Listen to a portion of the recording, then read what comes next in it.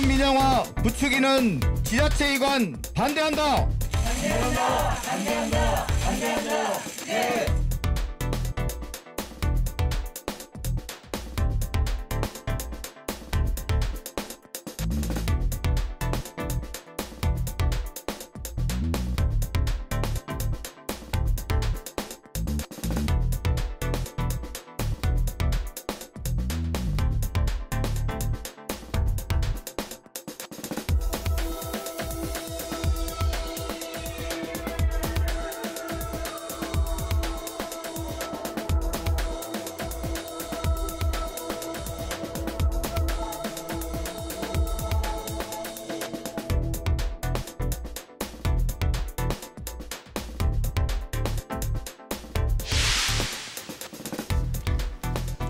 시청자 여러분 안녕하십니까? 집중진단 제주 정은숙입니다.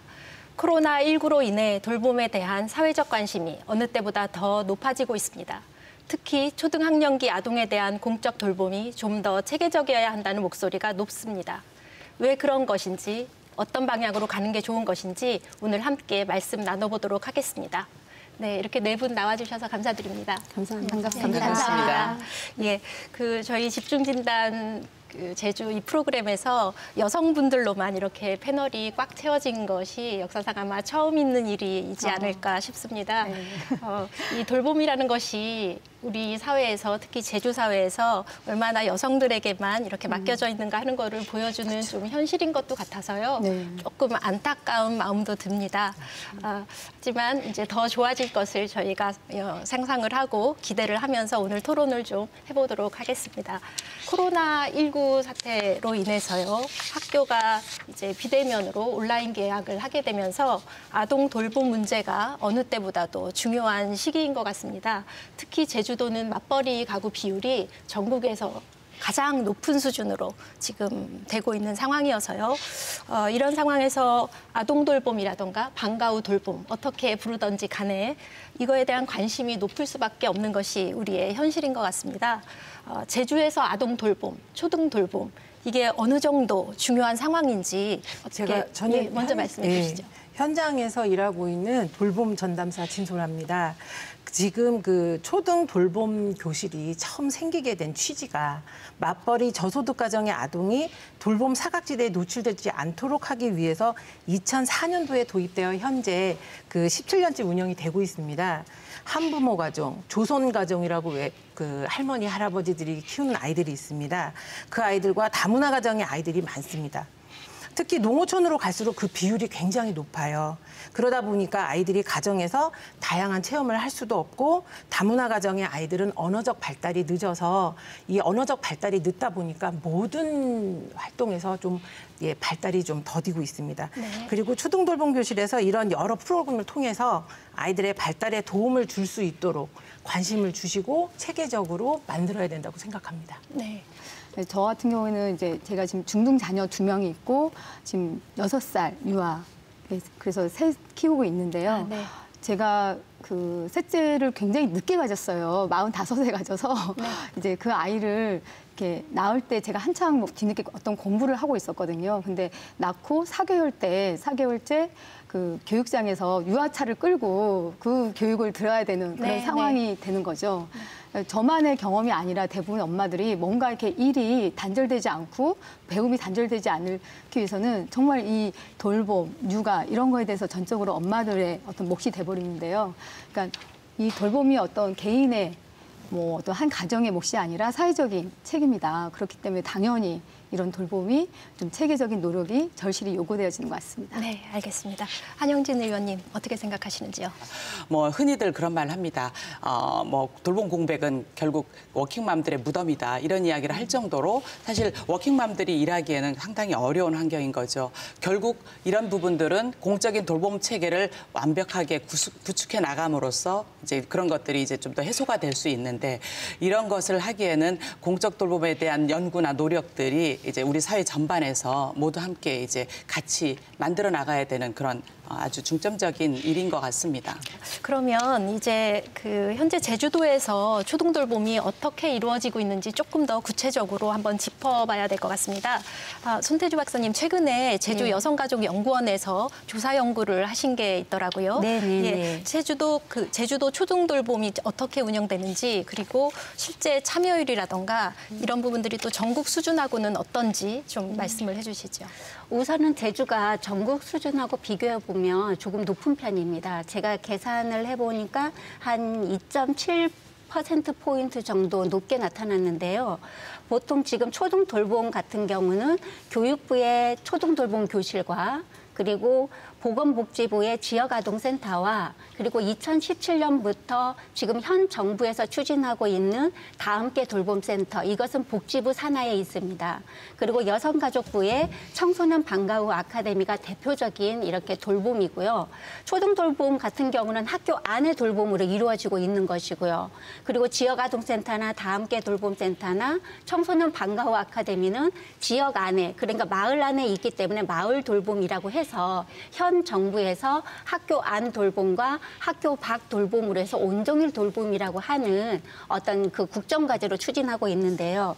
그 전국에는 지금 공적 돌봄 이용률이 한 14.5%인데 제가 조사한 바로는 지금 제주 같은 경우는 이러한 초등 돌봄 시설들을 통해서 한 17.2% 그러니까 한 17% 정도가 이용하고 있기 때문에 높은 편이라고는 보여지는 거죠. 네, 알겠습니다. 지금 말씀해 주신 걸 보면 초등 돌봄 교실도 있고 그리고 또 뭐 복지부에서 운영하는 거 그리고 여가부에서 운영하는 부분 그렇죠. 또 제주도에서 사회적 돌봄으로 그렇죠. 또 하는 부분도 따로 있어서 되게 다양하게 이루어지고 있고 전반적으로는 제주도가 17% 정도로 전국 수준 14%보다 좀 높은 편이다. 그렇죠. 이용하는 아동 수가 많은 거지요. 예, 그렇게 설명을 해주셨는데 그러면은 그 제주도가 17%라는 이 비율이 사실상 전국 수준에서는 높은데 다른 나라와는 좀 어떤지 혹시 그 데이터도 가지고 계십니까? 다른 나라 같은 경우에는 뭐 북유럽의 대표적인 스웨덴 같은 경우는 국가 자체가 공적인 돌봄을 해주고 있기 때문에 초등학교 저학년 한 3학년 수준만 보더라도 한 80% 이상이 돼요. 그렇게 하고 고학년까지 포함한다고 했을 때 고학년이 한 16.9%니까 거의 90% 이상의 초등 아이들이 안전하게 돌봄을 보상받고 연중 무휴로 이렇게 운영되고 있다는 것도 굉장히 주목할 부분이긴 하지만 이 부분은 우리나라와 바로 비교하기에는 조금 그런 부분이 있고요. 그냥 OECD 평균 공적 방과 후 돌봄과 비교를 해본다고 하더라도 평균 돌봄 비율이 한 29%거든요. 그 부분에는 이제 조금 많이 부족한 부분이라고 볼 수 있겠죠. OECD 평균이 29인데 29%인데 저희는 한국은 그렇죠. 14% 정도이고 제주는 또 17% 정도니까 비교를 해보면 낮은 부분이긴 하죠. 우리나라가 공적 돌봄의 수준이 아직은 좀 많이 미흡한 부분이 있는 것 같습니다. 그러면 진솔아 선생님께 여쭙고 싶은데요. 초등 돌봄에 이렇게 이루어지고 있는데 현장의 반응은 좀 어떤지 원하는 학생이면 또 내가 신청하면 누구든지 좀 할 수 있는 상황인지 어떻습니까? 지금 초등돌봄 교실의 그 학부모 만족도가 굉장히 높기 때문에 신청하는 경우가 많습니다. 그런데 아까도 먼저 말씀을 드렸듯이 저소득층이 먼저고 그다음에 뭐 한부모 가정, 조성가정 아이들, 다문화 가정 아이들을 하다 보니까 항상 아이들이 많습니다. 그러면 그 한 가지 방법으로 공평하게 한다고 추첨을 합니다. 그렇습니까? 그러면 추첨에 떨어진 아이들은 이제 대기자로 들어가겠죠. 근데 저희가 1학기, 2학기 이렇게 그 돌봄 신청을 받아도 절대 1학기 했던 아이들이 나가는 일은 없습니다. 그러면 이분들은 이제 쌍둥이 같은 경우에 한 명은 되고 한 명이 안 되는 경우도 있습니다. 그렇게는 어머니가 굉장히 당황하시고 또 다른 곳을 찾아야 되는 아주 불편한 현실이죠. 네, 알겠습니다.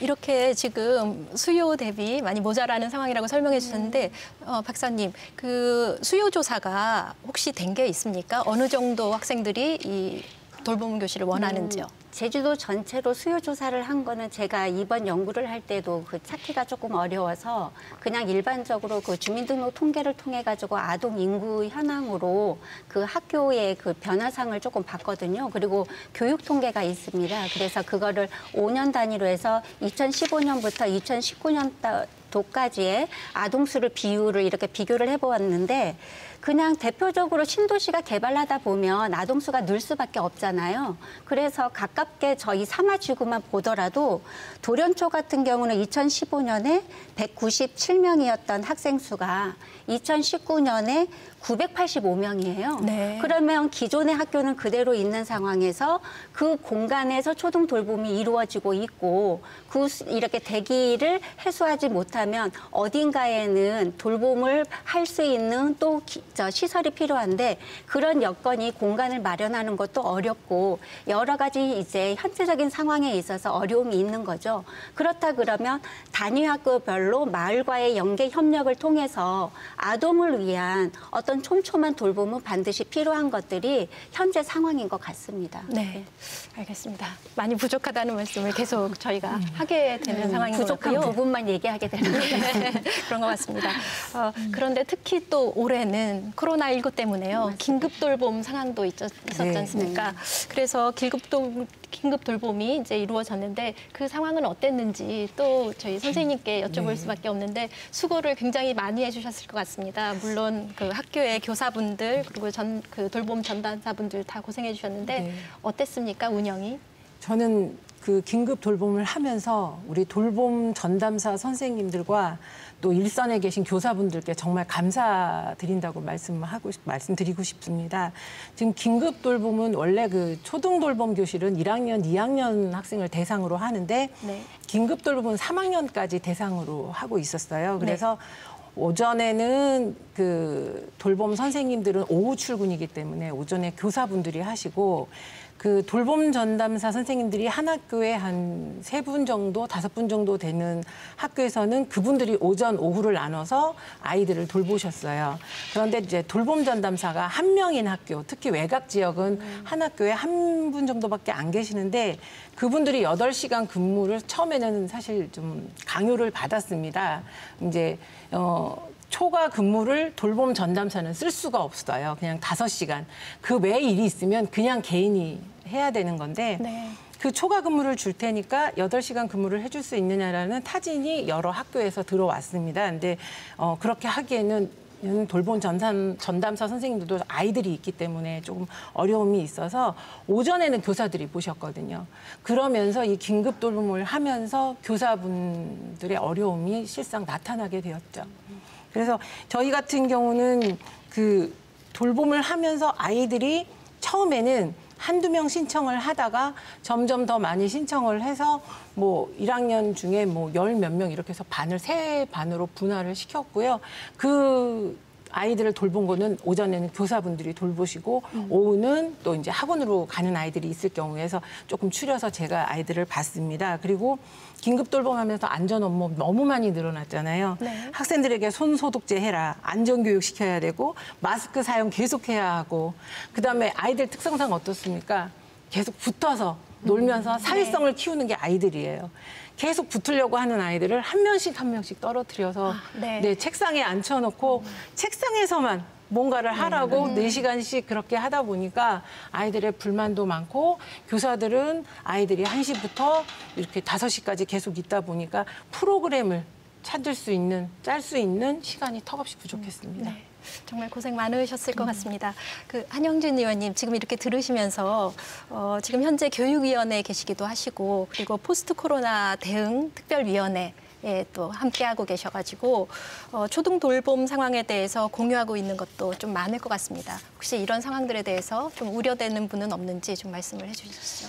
우리 돌봄 전담사님께서 그동안의 과정을 쭉 말씀해 주셔서 저도 사실 그 언론이나 아니면 또 예측해 보는 것 정도로 사실 생각을 해왔었는데 상당히 어려웠을 거라는 뭐 그 짐작은 뭐 충분히 가능합니다. 이 돌봄 전담사들이 아까 어려움도 말씀해 주셨지만 이 17년이나 되었는데도 불구하고 법적인 그런 그 법령도 없는 상태에서 특히 또 정해진 매뉴얼도 없는 상태에서 이번 코로나 상황 같은 때서는 그냥 그때그때 나오는 지침에 의해서 그러니까 지침도 매번 달라지니까 네, 네. 사실 예측할 수가 없는 지침들로 인해서 그렇죠. 상당히 어려울 수밖에 없었거든요. 네. 그래서 이렇게 어려운 상황들을 사실 지켜주시면서 또 그 안에서 또 아이들의 여러 가지 프로그램이라든가 개발 이런 것들까지도 연구를 해야 되는 이런 부분들이 결국은 우리 현실에 드러날 수밖에 없는 그런 상황이 되었다는 건 저는 안타깝지만 다행스러운 상황이라고 생각합니다. 아마 이 상황을 통해서 돌봄 전담사님들도 교사들의 입장을 이해하게 되고 교사들 또한 우리 학교 내에서 초등돌봄이 긴급돌봄이 어떻게 가야 될 것인가에 대한 생각이나 고민을 좀 더 깊게 하게 되는 그런 기회가 되지 않았나라고 생각을 하고요. 저희 의회에서도 코로나19 대응 특별위원회를 만들면서 이런 부분들을 어떻게 앞으로 가져가야 될 것인가에 대한 고민들을 좀 더 머리를 맞대고 하고 있거든요. 그래서 이런 기회에 우리가 공적 돌봄의 체계를 공고하게 만들어가는 그런 기회로 어쩌면 발돋움해야 되지 않을까라는 생각을 하고 있습니다. 네, 김영미 위원장님, 그 돌봄에 대해서 지금 이런 얘기가 되고 있는데 좀 우려되는 부분은 없는지 그 부모님의 입장에서 좀 말씀을 해주시죠.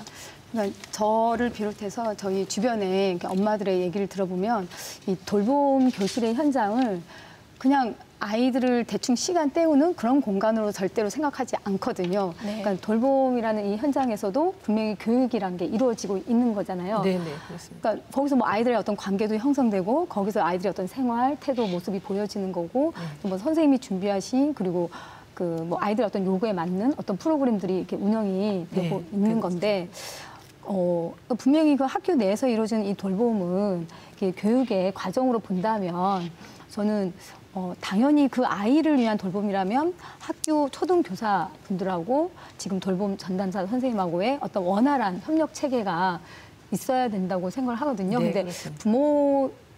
부모들의 이렇게 좀 이렇게 우려하는, 그러니까 걱정하는 이런 거에서도 보면 그런 게 좀 이렇게 잘 되고 있는지 잘 안 되는 것 같기도 하고 예, 그런 게 좀 있습니다. 그래서 자세히 더 묻고 싶어요. 네, 저희 돌봄 선생님들이 이제 모임을 하면 이제 뭐 서귀포든 제주시든 외곽지든 이렇게 모여서 회의를 하다 보면 그 담임 교사 선생님들하고의 연계가 잘 큰 학교일수록 네. 잘 이루어지지 않는다라는 말씀을 하세요. 저는 네.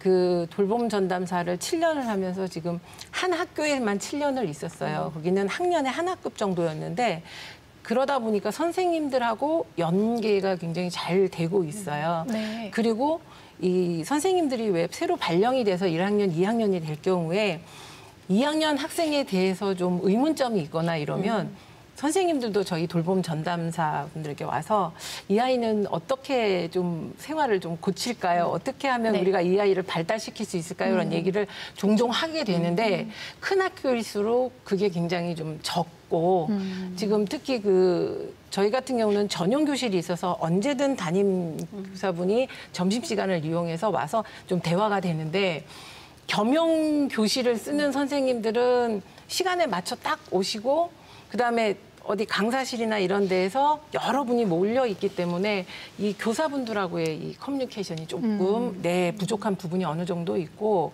그래서 어머님들이 하시는 말씀이 담임 선생님과 상담을 한 다음에 돌봄 선생님한테 가서 상담을 해라.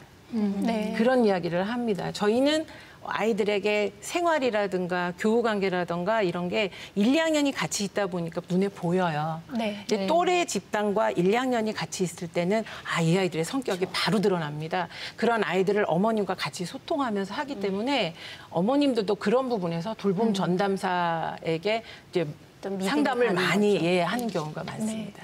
우리나라 학부모님들 또는 뭐 우리나라 사람들이라면 누구나 다 아마 경험할 거고 또 알 겁니다. 왜냐하면 학교라는 공간이 지식을 전달하는 공간만이 아니고 아이들이 그곳에서 사회성도 배우고 인성도 배우고 모든 것을 함께하는 공간이거든요. 특히 더 우리나라는 이제 아이가 엄마 뱃속에서 있을 때부터 사실 태교라고 해서 교육을 굉장히 중요시하는 나라예요. 그러다 보니까 학교라는 공간을 마치 돌본다고 해서 말이 지금 돌봄 전담사지만 돌보기만 한다고 해서 그냥 돌보는 공간으로만 생각하지 절대 않습니다.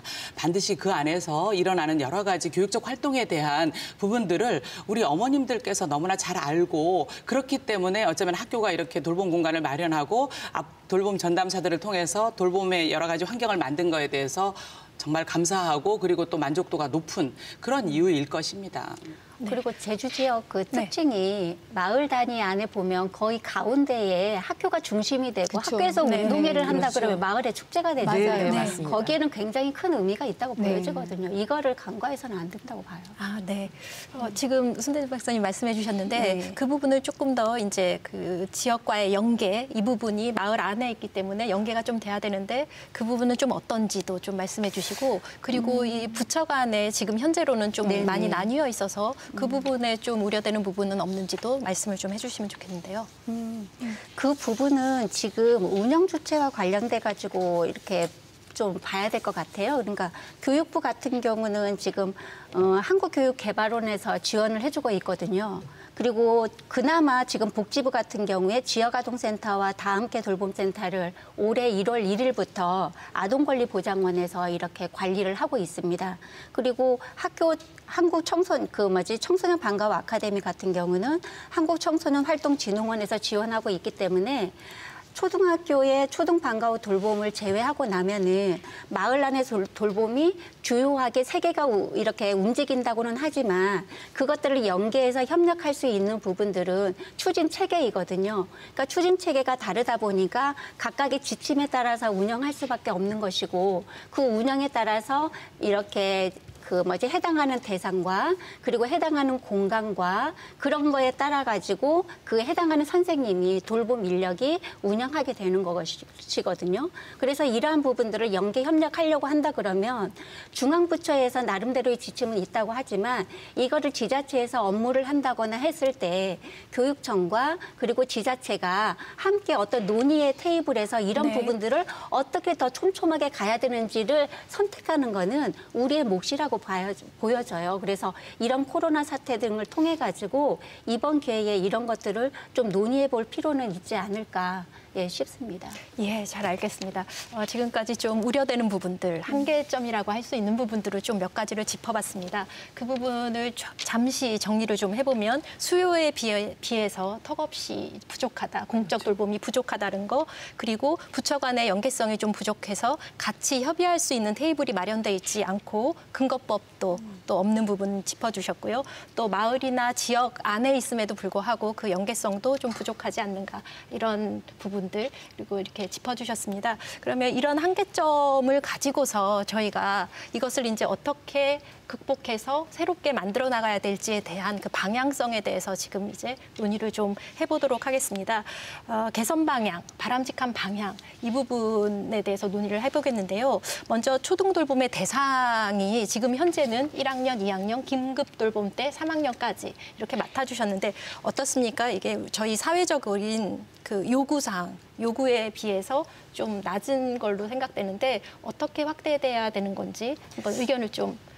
지금 네. 부모님들께서는 그 저학년 1, 2학년만 지금 돌봄을 하고 있는데 네. 2학년쯤 말쯤 가면 굉장히 아쉬워하세요.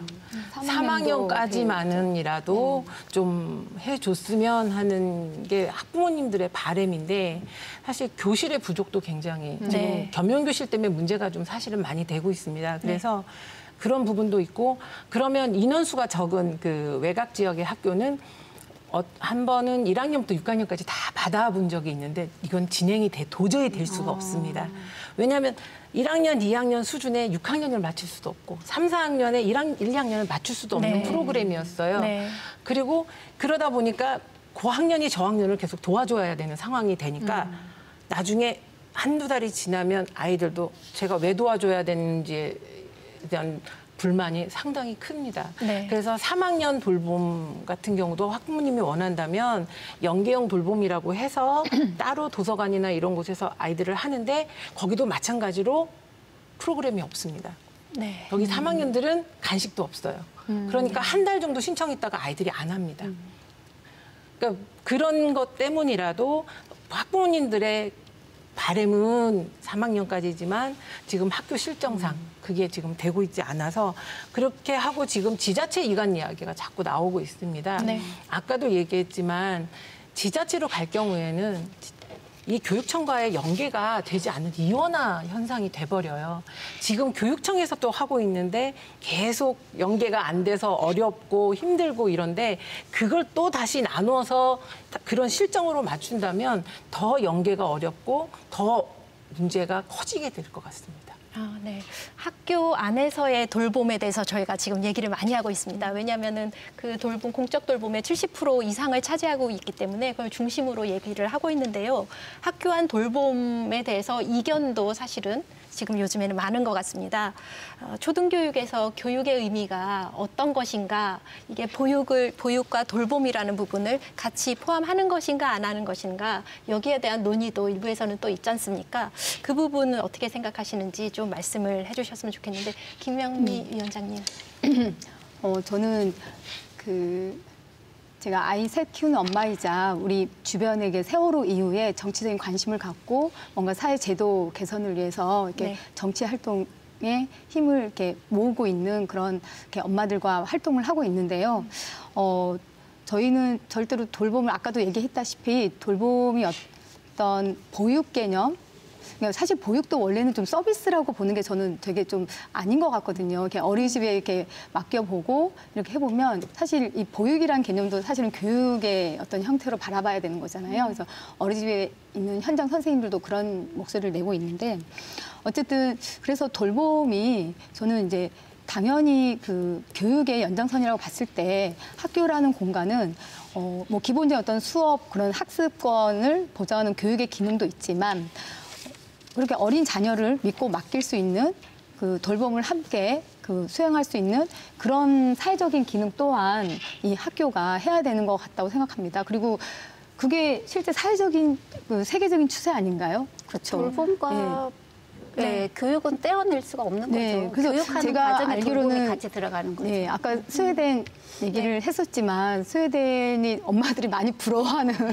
그 모델 국가잖아요. 그래서 이제 그런 육아 정책부터 잘 되어 있는 스웨덴 같은 경우에도 이제 당연히 학교 내에 그러니까 원래는 이제 학교 밖에서 분리해서 했더니 그게 아니어서 90년대 후반에 학교 내로 다시 이 돌봄이 들어와서 이제 전적으로 이 학교 내에서 물론 이제 지자체와 협력해서 시 정부와 협력해서 하고 있는 걸로 알고 있습니다. 그리고 저희가 진짜 17%라는 것도 턱없이 적은 거잖아요. 사실 보면 그래서 뭐 꼭 스웨덴을 뭐 쫓아갈 필요는 없지만 더더 많은 진짜 공적 돌봄이 좀 확보돼서 이 돌봄에 좀 이 수요가 충분히 좀 보장이 돼야 된다. 그러니까 학교가 곧 이런 공급자로서의 기능을 좀 명확히 해야 된다. 그렇게 봤을 때 아까도 이제 말씀하셨지만 그 학교라는 거는 마을에 있는 거잖아요. 그러니까 우리가 이제 흔히 하는 말로 요즘에 아이들을 키우려면 이 한 마을의 정성이 필요하다고 얘기를 하는데 그래서 저는 더더욱 학교에 있는 마을에 있는 학교가 뭐 돌봄 안, 박 이런 개념이 과연 구별이 있어야 되는가. 실제 부모들은 그렇게 안 느끼는데 과연 누구만 그렇게 느끼는 건가 이런 좀 의문이 들 때가 있습니다. 의원님 어떻게 생각하십니까? 이 부분에 대해서요? 아까 말씀해 주셨지만 사실 한 아이를 키우기 위해서는 온 마을이 필요하다라는 이야기는 결국은 아이 한 명을 키우기 위해서는 그만큼 지역사회의 관심과 그리고 노력이 필요하다라는 이야기거든요. 그러면 이 지역사회의 노력이 과연 어느 한 집단, 어느 한 기관만의 일이냐라고 봤을 때는 사실은 저는 그거는 좀 바람직하지 않다라고 생각을 합니다. 왜냐하면 우리 코로나19 상황을 경험하면서 굉장히 다양한 수요, 다양한 요구들을 받고 있거든요. 그럼 이런 다양한 수요와 요구들을 충족시킬 수 있는 그런 다양한 정책들이 필요한데 아직 그런 것들이 모자라기 때문에 사실 지금 가지고 있는 것도 사실 좀 더 잘해야 되지 않을 것인가라는 그런 요구들이 더 있는 거거든요. 4시간을 5시간 늘려달라. 그리고 5시간을 8시간 늘려달라. 그리고 또 환경을 또 어떻게든 또 지금 현재 한 집에서 지금 운영하고 있는 것을 한 지붕에서 우리 여럿 한번 운영을 해보면 좀 더 우리가 연계성이 높아지지 않을까 이런 고민들을 하고 있는 거거든요. 사실 이런 부분들은 저희 이 시점이 아까도 전에도 얘기했지만 굉장히 바람직한 부분이라고 생각을 합니다. 아까 우리 사회자님께서도 말씀하셨지만 서울시나 서울시 중구나 부산에서 이런 그 시범 모델 사업들을 운영을 하고 있습니다. 그래서 제주에서도 학교 돌봄교실하고 그리고 또 지역사회 뭐 주민센터라든지 아니면 지역의 여러 가지 그 기관을 통해서 연계해서 뭔가 돌봄교실을 좀 더 시범해서 운영하는 방식 이런 것도 같이 연구되어야 할 필요가 있다라는 거죠. 뭐 다양한 그 보육 수요들을 충족시키기 위해서는 그리고 또 온종일 돌봄이 정말 우리 국가 안에서 모두 일어나기 위해서는 학교뿐만 아닌 여러 가지 공간에서도 이런 것들이 활발하게 일어나야 되는 건 분명하다라고 봐집니다.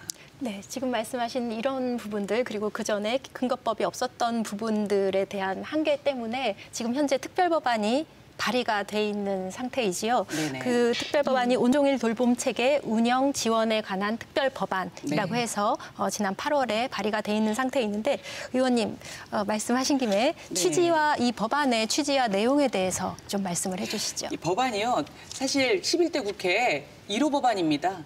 권칠승 그 우리 민주당 국회의원께서 11대 1호 법안으로 이 온종일 돌봄 체계 운영과 지원에 관한 특별법을 마련을 했는데 아까 우리 사회자님께서 말씀하신 거는 이제 8월에 강민정 의원이 열린민주당 강민정 의원께서 발의한 내용을 말씀하시는데 두 법안 모두 사실은 그 주요 골자는 그 돌봄 공백을 없애자라는 게 이제 가장 큰 골자입니다. 그렇기 때문에 온종일 우리가 돌봄 체계를 만들어 보자라는 거죠. 그리고 이제 좀 더 깊게 들어가 보면 아까도 우리 손대주 박사님 말씀하신 것처럼 우리나라의 돌봄 과정은요. 교육부 그리고 또 보건복지부, 여성부 그리고 또 지방자치단체까지 다양한 소관부서에서 사실 일들을 하고 있습니다. 그러다 보니까 이런 것들이 서로 연계성이 떨어져서 분절된 형식으로 자꾸 사업들이 벌어지니까 이 안에서 돌봄 공백들이 자연스럽게 발생을 하고 이런 사각지대를 없애자는 그런 취지에서 이 법안이 마련된 거거든요. 그렇다면 취지는 상당히 좋아 보입니다. 그런데 이 취지와 관련해서 좀 더 들여다봐야 될 게 무엇이냐면 결국은 우리 그 내용을 들여다보면 그 우리 교육부가 이제 사회부총리 아니겠습니까? 교육부 장관이 사회부총리이기 때문에 이 아이들의 돌봄과 관련한 장기적이고 그리고 체계적인 그런 돌봄 계획을 수립하라는 거예요. 그 계획을 수립하면 수립한 계획을 가지고 지자체에서 지역의 여건이나 현실을 반영해서 사업들을 발굴해서 운영을 하면 훨씬 더 온종일 돌봄 체계가 마련되지 않을까라는 거죠. 자, 이렇게 본다면 사실은 이 법안은 사실 온종일 돌봄 체계를 위한 매우 중요한 법안이라고 전 봐집니다. 그런데 이제 거기에 또 조금 이제 들여다본다면 결국은 그 체계를 교육부 장관이 마련했는데 문제는 수행은 지자체가 한다? 그러면 우리가 그동안 각각의 집에서 운영해왔던 것들도 분절되어서 잘 안 됐는데 그러면 지붕만 씌웠다고 해서 한 지붕 두 가족, 세 가족, 네 가족이 과연 연계가 잘 되어서 할 것이냐에 대한 그 걱정들이, 우려들이 있는 거죠. 네. 그리고 또 이런 것들이 한 지붕에 여러 가족들이 모여 있다 보니까 그러면 책임은 누가 질 것이냐에 대한 이런 부분들이 상당히 논란이 되고 있는 지금 시점에 이제 그런 것 같습니다. 네, 법안이 갖고 있는 취지는 그렇죠. 예, 이런 논란에 있어서 사실상 그 각각 당사자들의 의견이 이렇게 촘촘하게 여기 반영이 되지 않다 보니까 지난 6일에 전국에서 돌봄 전담사 분들의 파업이 사실 있지 않습니까? 네, 저희가 그 어떤 파업을 입장이신지. 했던 이유 중에 하나가 그 지자체 그 이관을 반대하는 이유로 저희가 했습니다. 왜 그러냐면 지금 그 지자체로 넘어갈 경우에 지자체의 그 재정 자립도가 굉장히 중요해요. 근데 서울을 보니까 우리 그 서울에서 중구 쪽에 있는 그 학교는 지자체에서 운영해서 뭐 사례가 굉장히 좋다라고 얘기를 하시는데 제가 알기로 거기는 재정 자립도가 80%가 넘습니다. 그런데 저희 예산이 25억이더라고요. 그렇죠. 5개 운영하는데. 5개 학교를 운영하는데 25억이면 한 학교당 5억을 준다고 하니까 굉장히 정말 좋은 프로그램에 여러 선생님을 두셨더라고요. 그 학교는 그 8시간 전일제 선생님이 한 분 계시고 시간제 선생님들이 쭉 있어서 그 8시간을 채워서 나가시더라고요. 근데 저희 같은 경우는 제주도가 재정 자립도가 한 39점 몇 %라고 제가 알고 있어요. 그리고 이 업무가 교육청에서 지금 지자체로 지금 넘어가게 되는 이유 중에 너무 어렵거든요. 너무 예산이 많고 너무 힘들고 민원도 있고 이러다 보니까 사실은 제가 봤을 때 지자체로 떠넘기는 게 아니냐라는 생각이 들 정도였어요. 지자체로 갔을 경우에는 지금 온종일 그 돌봄 법안이 민간이 운영해도 될 것 같은 뉘앙스가 굉장히 많습니다. 그러면 민간으로 가거나 위탁으로 갔을 경우에 그분들은 수익을 내야 되는 상황이에요. 그렇게 되면 아이들한테 돌아가야 될 뭐 간식비라든가 교재라든가 그리고 돌봄 전담사의 인력비에서 그걸 충당하겠죠. 저희 돌봄 전담사들은 그걸 막고자 지금 파업을 했던 거고요. 그렇게 될 경우에는 점점 이 외곽 지역으로 오는 돌봄 전담사 선생님들은 시에 있는 분보다 한두 시간씩 왕복 2시간을 출퇴근하셔야 되는 분들이 그쪽까지 오시지 않을 거라고 보고 네. 그렇다면 사람들마다 역량이 좀 다 다른데 네. 조금 안 좋은 나쁜 말로는 역량이 안 되시는 분들이 외곽 지역으로 배치가 될 경우에 분명히 차별이 있을 것이고요. 네. 지금 서울같이 재정자립도 80%고 제주도는 30몇 %면 아이들한테 체험을 할 수 있는 그 운영비가 턱없이 제주도는 부족할 것입니다. 그러면 교육에서부터 이 아이들은 차별을 받고 들어가는 거예요. 네. 그래서 그걸 막기 위해서는 교육청이 책임을 지고 같이 학교 안에서 안전하게 그리고 정서적으로 안정감을 좀 가질 수 있게 학교 안에서 돌봄을 운영해야 된다고 생각합니다. 네, 지금 선생님 말씀해 주신 게 그 지역별로 예산이 불균형하기 때문에 그 부분과 그리고 또 지역의 그 공간적으로 너무 원거리에 있는 곳일수록 또 그 불균형이 발생할 위험이 높다. 그래서 교육 혜택의 불평등이 심화될 위험이 있다라는 것과 민간 위탁 이 되어서 이제 사업으로서 이것이 네. 운영될 확률이 있다라는 네. 거 두 가지를 좀 중심으로 짚어주신 네. 거죠. 여기에 대해서 어떻게 생각하시는지 좀 말씀을 해주시면 좋겠습니다. 의원님 어떻게 생각하십니까? 걱정하고 우려하는 건 당연합니다. 사실 그 우리 법안을 발의하는 과정에서 상당히 좀 논란이 있었습니다. 지난 그 5월에 초중등 교육법 일부 개정안이 있었거든요. 일부 개정안에 어떤 내용을 담고 있었냐면 학교에서 이런 부분들을 모두 책임지게 한다라는 그런 내용들이 발의가 되었다가 교사들의 반발로 이게 이제 사실 무산이 되면서 다시 이게 권칠승 의원과 그리고 또 우리 강민정 의원께서 다시 발의를 하는 과정에서 이게 지자체로 이관이 된다고 하니 지자체로 이관되면 이렇게 민간 위탁이 될 것이고 그리고 또 돌봄 전담사들의 여러 가지 처우나 그리고 또 고용이 굉장히 불안해지고 결국은 그런 것들이 아이들에게 영향을 미치지 않을 것인가에 대한 논란이 있는 거죠. 근데 사실상 또 깊게 들여다보면 결국은 교육부 장관이 뭐 그 사회부총리로서 모든 그 체계적인 계획을 수립하고 이 부분에 대한 부분을 지자체로 연계함으로써 지자체에서 그 지역의 여건이나 이런 것들을 통해서 정책을 수립한다면 사실상 이런 부분들을 보완해 줄 수는 있는데 결국 봤을 때 책임 소지에 대해서는 교육부도 지지 않고 제가 볼 때는 교육부가 져야 될 것 같은데 교육부가 지지도 않고 또 지자체도 지지 않는 그런 일종의 굉장히 좀 블랙홀이 될 수 있다라는 부분들이 논란인 거죠. 그러니까 이런 부분들에 있어서는 교사들의 입장도 상당히 좀 제가 볼 때는 귀담아 들어야 될 필요가 있다라고 봐지는 게 이번 코로나19 상황에서 돌봄 전담사들이 사실 모두 케어할 수 없는 부분들은 특히 뭐 이번 파업 관련해서도 교사들이 직접 뭐 파견돼야 되는 그런 일들이 있었고 사실 이런 일들이 그 우리 지역 공동체 안에서 돌봄을 이야기할 때 상당히 좀 낯뜨거운 현실이거든요. 우리 교육청 안에서도 돌봄 전담사들의 입지나 이런 것들을 이제는 우리 지붕 안에서 함께 사는 교육 공동체로서 인정을 해주시고 그 안에서 함께 어떻게 살아갈 것인가에 대한 좀 방안을 좀 논의할 필요가 있다라고 봐집니다. 근데 이런 논의들이 사실 아까도 얘기했지만 매일 얘기하지만 서로 뭔가 협상의 테이블이나 이런 것 없이 계속해서 진행이 되어 왔다는 거예요. 네, 법안이 발의되는 과정 안에서도 이런 것들이 논의되지 못했고 그러다 보니까 법안이 계속 나올 때마다 서로 간의 반발이 이렇게 갈등이 심해지는 거죠. 결국은 국가 간에 이렇게 좋은 법안을 만들자고 하는 그런 취지가 무색되게끔 이렇게 계층 간의 갈등 그리고 서로 이런 그 다른 그 갈등들이 오히려 아이들을 돌보고 있는 그 부모들에게는 불안을 조장하는 그런 상황으로 몰고 가고 있는 겁니다. 네, 맞습니다. 네, 지금 말씀하셨던 이런 부분에 대해서 손태주 박사님 어떻게 생각하시는지. 그러니까 충분한 논의가 없으면 어느 한편에서는 이게 분명하게 이게 뭐 고용이 불안정한다거나 돌봄 공백에 대해서 부모들이 불안을 한다거나 이런 균형이 맞지 않는 현상들이 나타날 수밖에 없을 것 같습니다. 그래서 동일 생활권 내에서 아동이 안전하게 돌봄을 받아야 된다라는 거를 중점적으로 놓고 이 중심 안에서 우리 지자체와 교육청과 그리고 이 둘러싼 우리 지역사회가 어떻게 해야 되는지의 부분에 대해서는 충분하게 논의와 그리고 수기의 과정을 거쳐서 우리 지역사회에 맞는 어떤 지역 단위의 마을 단위의 그런 어떤 지역망들, 안전한 돌봄망 이런 것들이 체계적으로 좀 만들어져야 되지 않을까 하는 생각이 듭니다. 네.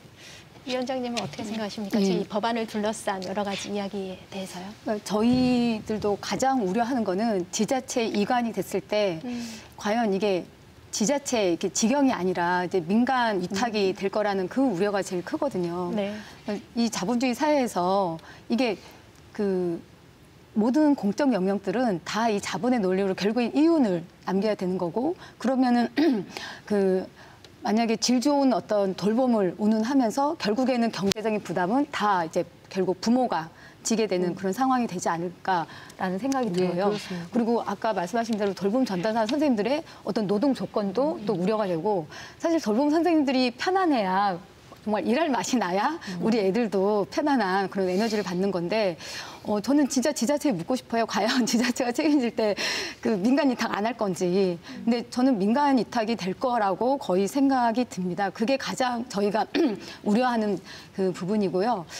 그렇게 됐을 때 저희 그 엄마들의 입장에서는 과연 이게 지자체로 맡겨서 될 일이냐라고 하는 거죠. 아까 계속 얘기 나왔지만 학교랑 지자체가 같이 이런 그 협의체가 되어 있어야 되는데 그러니까 저는 책임 같은 경우에는 왜 스웨덴은 그 지자체가 책임으로 되어 있는 걸로 알고 있어요. 그러니까 저는 누가 책임냐 이걸 따지기 전에 어쨌든 협력 체계가 되는 게 가장 우선이고 뭐 지자체가 책임지든 교육청이 책임지든 간에 이거를 그 협의할 수 있는 어떤 구조가 되게 중요하다. 그런 구조 마련이 더 그 온종일 특별 법안에 들어가 있어야 되지 않나라는 생각이 들면서요. 그렇다고 저희가 뭐 교사들, 초등 현장에 계신 교사들한테 어떤 행정 업무를 가중시키려는 마음이 아니에요. 그러니까 지금 교사분들도 얼마나 좀 힘들겠어요. 그러니까 네. 그런 한편에 또 그런 그 염려도 있는데, 그러니까 행정 업무는 가중시키지 않되 그래도 학교 현장의 초등 선생님들도 관심은 가져야 된다. 그래서 같이 협의하는 그런 게 있어야 되고, 그리고 돌봄 전담사라는 표현을 쓰는 것보다는 저는 오히려 이렇게 돌봄 전담사 선생님들도 뭔가 초등 교사의 어떤 준하는 자격 유형의 한 형태로 해서 돌봄 교사로서 이렇게 충분히 이렇게 어떤 지자체에서 그런 어떤 그 역량 강화를 위해서 뭐 몇 년간의 그런 교육 프로그램을 제공하고 또 그만큼 이제 어떤 노동적인 대우도 높아야 되는 거겠죠. 네. 그렇게 하면서 이게 제가 처음에 아까 왜 과연 초등교사 선생님들하고 돌봄 선생님들이 이게 협의가 잘 될까 그래서 저는 의문점이 들었던 게 네. 저도 학교 현장에 상담 선생님으로 나가보면 협의가 잘 안 되더라고요. 네. 일단은 내 아이들은 내가 잘 안다라는 어떤 교사 선생님들의 생각도 좀 있는 것 같고요. 근데 이게 뭔가 좀 이렇게 대등하게 그리고 같이 정말 이렇게 그 원활한 소통이 만들어지려면 돌봄 전담사 선생님들의 어떤 질 향상과 그리고 그만한 노동적인 대우와 이런 것들이 같이 보장이 돼야 되고 그리고 이렇게 그 주장하시는 게 8시간 근무 예, 이제 얘기하고 그렇습니다. 계시죠. 네. 그래서 충분히 8시간이 보장이 되고 그리고 인력이 제공이 돼야 된다. 그러니까 그렇게 해서 돌봄에 더 예산을 많이 투자하는 이 방법으로 그 특별 법안의 내용이 좀 돼야 되지 않을까라는 그런 의견들이 저희 엄마들이 있습니다. 네, 어머님들이 얘기를 하시잖아요. 사실은 어머님들이 그 돌봄 전담사가 뭐 하는데? 라고 물어보시는 경우가 많으세요. 돌봄 전담사는 마찬가지로 방과 후 학교의 한 그 교육 정책으로 들어가 있습니다. 그래서 엄마들이 믿고 맡길 수 있는 그런 학교 교실이라고 엄마들이 하고 있는데 지금 이 상황에서 지금 그 저희 담당 교사라고 지금 하고 계시는 분들이 돌봄 업무를 다 하고 계세요. 그래서 지금 저희가 말을 하죠. 돌봄 전담사들에게 돌봄에 관한 영역은 다 주라. 단 그 일을 하려면 시간이 필요하다. 그래서 저희가 전일제를 말씀드리는 거고요.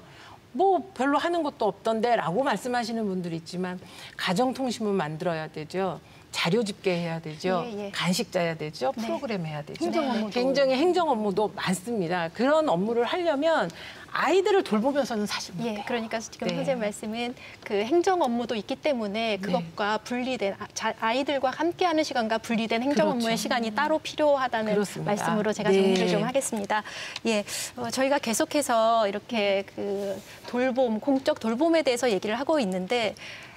이것만이 중요한 건 아니겠죠. 공적 돌봄의 시간을 무한정 늘리고 많이 학대한다고 우리 아이들이 그러면 행복해질까? 우리 그 한 사람 한 사람들이 행복해질까? 꼭 그건 아니지 않습니까? 저희 누구나 다 알다시피 저희 사회가 그 근로 시간이 굉장히 긴 노동 시간이 최장 시간 그 노동 시간을 가지고 있는 나라인데요. 이 부분에 대해서도 좀 얘기를 했으면 좋겠습니다. 공적 돌봄을 무한정 늘리자고 하는 것만이 우리가 행복한 길은 아니기 때문에 이런 부분은 좀 어떻게 생각을 하시는지 좀 의견이 있으시면 말씀을 어떻게 생각하십니까? 우리나라 돌봄이요, 사실은 뭐 저출산 그리고 일가정 양립이라는 아주 큰 대전제를 가지고 사실을 발달해 왔습니다. 그러다 보니까 실제로 돌봄 대상자, 아동이나 또는 노인 이렇게 돌봄 대상자를 중심으로 해서 발달해 온 게 아니고 사실 여러 사회 경제적인 여건 속에서 발달을 해왔다고 볼 수 있는 거죠. 어쩌면 저희는 시작부터가 그런 부분들이 결과적으로 이렇게 많은 문제를 낳을 수 있는 그런 환경이 되지 않았나라는 생각을 해봅니다. 이제는 그런 부분들을 다시 이제 회귀해야 된다라고 생각을 합니다. 본질적인 문제로 들어가야 된다라는 거죠.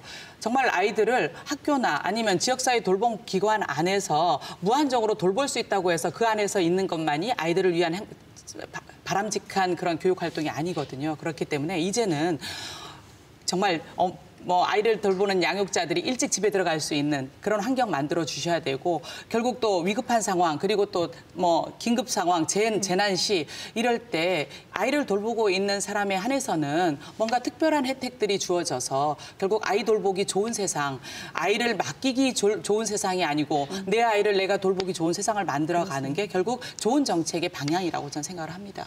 네, 맞습니다. 네. 그 새로운 정책들이 나오게 되면 예를 들어 가지고 보편적 돌봄으로 현 정부에서 이렇게 지금 확대할 목표로 하고 있는 다함께 돌봄센터 같은 경우도 공간을 마련하는 게 쉽지가 않거든요. 그렇습니다. 그러니까 아이들이 접근하기 좋고 안전하고 거기 지침 아래에 만들어져 있는 기준을 이렇게 충족시키는 공간을 찾는 게 너무나도 어려운 거예요. 더불어서 공간이 있다고 하더라도 그거를 정말 역량 있게 아까 이제 선생님께도 말씀하셨지만 역량 있는 어떤 운영 주체를 찾는 것 자체도 굉장히 어렵거든요. 그러니까 이러한 부분들을 다 했을 때 기존의 새로운 돌봄 기관이 필요하다고 해서 무한정으로 이렇게 확대하는 거는 아니고 아동 수가 또 계속 늘어난다라는 또 보장도 없는 거잖아요. 이런 것들을 고려했을 때는 기존의 돌봄 기관들과 상생 협업이 반드시 필요한 것이고 네. 그럼에도 불구하고 그러니까 부족한 지역에는 필요한 어떤 돌봄 시설만큼은 충족되어야 되겠죠. 이러려고 하면 논의의 과정이 필요하게 되는 겁니다. 그래서 지금 의원님께서도 말씀하셨던 것처럼 제도적으로 우리가 이러한 부분들이 안착될 수 있도록 지역사회 내에서 돌봄에 대한 인식 변화가 반드시 필요해야 되고요. 이것들이 선제되어지지 않는다 그러면 아무리 이러한 돌봄을 확장한다 하더라도 아동이 중심에 없는 어찌 보면 부모의 입장으로만 수혜적인 어떤 돌봄 지원만 우리가 얘기하는 서비스적인 부분으로만 가지 않을까 하는 생각이 듭니다. 그래서 이런 부분들에 대해서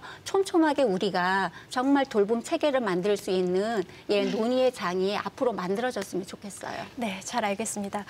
저희 시간이 좀 이제 거의 다 된 것 같습니다. 오늘 이렇게 바쁘신 와중에 나와주셔서 같이 의논할 수 있어서 참 좋았습니다. 너무 감사드립니다. 감사합니다. 감사합니다.